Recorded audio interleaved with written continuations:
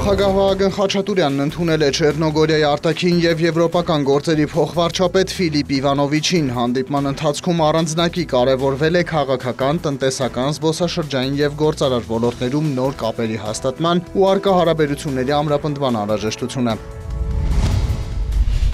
2025 թվականի հունվար-փետրվար ամիսներին Հայաստանի պետական բյուջեի եկամուտները կազմել են 393,2 միլիարդ դրամ։ Նախորդ տարվա նույն ժամանակահատվածի համեմատ պետական բյուջեի եկամուտներն աճել են 21,2%-ով կամ 68,7 միլիարդ դրամով։ 2025 թվականի հունվար-փետրվար ամիսներին Հայաստանի պետական բյուջեի ծախսերը կազմել են 321,6 միլիարդ դրամ։ Նախորդ տարվա նույն ժամանակահատվածի համեմատ պետական բյուջեի ծախսերն աճել են 0,3%-ով կամ 913,5 միլիոն դրամով։ 2025 թվականի հունվար-փետրվար ամիսների ընթացքում Հայաստանի պետական բյուջեն կատարվել է 71,6 միլիարդ դրամ հավելուրդով նախորդ տարվա նույն ժամանակահատվածի 3,8 միլիարդ դրամի դիմաց։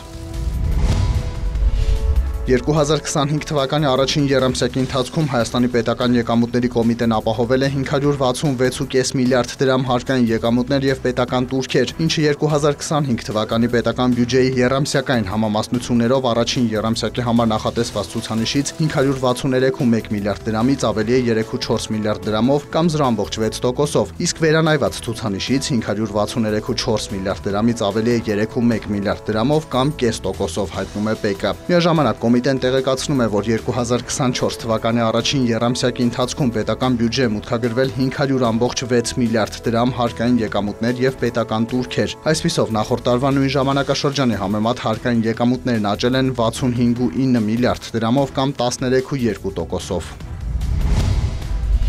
Պետությունը հնարավորություն է ընձեռել մեղվաբույծներին փոխհատուցման եղանակով 2 տարում ձեռք բերել առնվազն 10,000 մեղվա ընտանիք։ Փորձնական ծրագրի նպատակն է զարկ տալ մեղվաբուծության զարգացմանը։ Ծրագրով մեկ մեղվա ընտանիքի մեղվափետակով ձեռք բերելու արժեքը գնահատված է առավելագույնը 80,000 դրամ, պետությունը 50%-ի գումարի հետ վերադարձ է իրականացնում։ Ծրագիրը կխթանի սահմանամերձ բնակավայրերի բնական կերհանդակների այլընտրանքային օգտագործումը, կբարձրացնի մեղվաբուծական տնտեսությունների և արտադրվող մեղրամթերքի մրցունակությունը։ Ծրագրին կարող են մասնակցել թե սկսնակ, թե փորձառու մեղվաբույծները պայմանով, որ ձեռք են բերելու նվազագույնը 10, առավելագույնը 50 մեղվա ընտանիք։ Ծրագրով նախապատվությունը կտրվի սոցիալական աջակցություն ստացող և երիտասարդ ընտանիքներին, զինվորական պարտականությունների կատարման ժամանակ հաշմանդամություն ձեռք բերած քաղաքացիներին։ Ծրագրին արդեն բազմաթիվ դիմողներ կան բոլոր մարզերից, այն կիրականացվի մինչև 2026 թվականը։ Վերջին տարիներին նվազել է մեղրի կամ մեղրից պատրաստված այլ արտադրանքի ներմուծումը, ավելացել արտահանումը։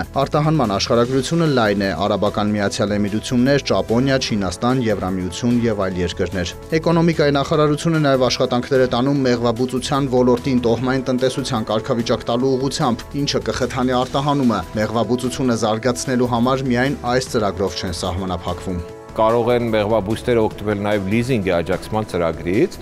որտեղ որ ներառված է նաև մեղվաբուծության ոլորտը և մինչև 1 միլիարդ դրամի սահմաններում տնտեսվարողները կարող են ձեռք բերել մեղվաբուծության համար նախատեսվող սարք-սարքավորումներ, ինչպես նաև մեղվափետակներ։ Արցախցի Գոհար Գևորգյանն անկողնային սպիտակեղենի և խոհանոցային պարագաների արտադրությունը սկսել է անցյալ տարվա մայիսից։ Գեղարքունիքի Արծվանիստ գյուղում հաստատված ընտանիքին կարի արտադրամաս հիմնելուն աջակցել է Շեն բարեգործական կազմակերպությունը Լեռնային Ղարաբաղից տեղահանվածների աջակցության ծրագրով։ Ծրագրի պահանջով բիզնես խումբը ձևավորվել է 2 արցախցի և 1 տեղացի ընտանիքներից, միասին հարմար տարածք են գտել կահավորել ծրագրով ստացած կարի մեքենաներով և անհրաժեշտ սարքավորումներով։ Առաջին անհրաժեշտության կտորեղենը ձեռք են բերում դարձյալ ծրագրի աջակցությամբ։ Կանայք կարող են զբաղվում տղամարդիկ ապրանքի իրացման հարցերով։ Սա խմբի բոլոր անդամներին բերեց հավելյալ գումար վաստակելու, ընտանիքը ապահովելու միջոց, քանի որ գյուղի պայմաններում, շրջաններում, գյուղերում այդպես աշխատանք չկա։ Իսկ այսպես արդեն աշխատանքի տեղեր բացվեցին, ես դպրոցում եմ աշխատում, բայց համատեղում եմ դրա հետ միասին, երկուսը մեկում աշխատում եմ, փորձում եմ, ստեղծում եմ մեր երեխեքի համար, կյանքը շարունակվում է։ Լոնդոնի բորսայում Brent ապրանքանիշի հունիսի մատակարարումների ֆյուչերսների գինը նախորդ օրվա բորսաների փակման պահի ցուցանիշի համեմատ նվազել է 0.1%-ով, կազմելով բարելի դիմաց $74.68։ Նյու Յորքի ապրանքային բորսայում WTI տեսակի նավթի մայիսի մատակարարումների ֆյուչերսային գինը նախորդ օրվա բորսաների փակման պահի ցուցանիշի համեմատ իջել է 0.1%-ով, կազմելով բարելի դիմաց $71.40։ Ոսկու միջազգային գինն աճել է 0.2%-ով եւ 1 ունցիա դիմաց կազմել $3157։ Բիթքոյնի արժեքը վերջին մեկ օրվա դրությամբ բարձրացել է 1.4%-ով եւ կազմել 1 հատի համար $83813։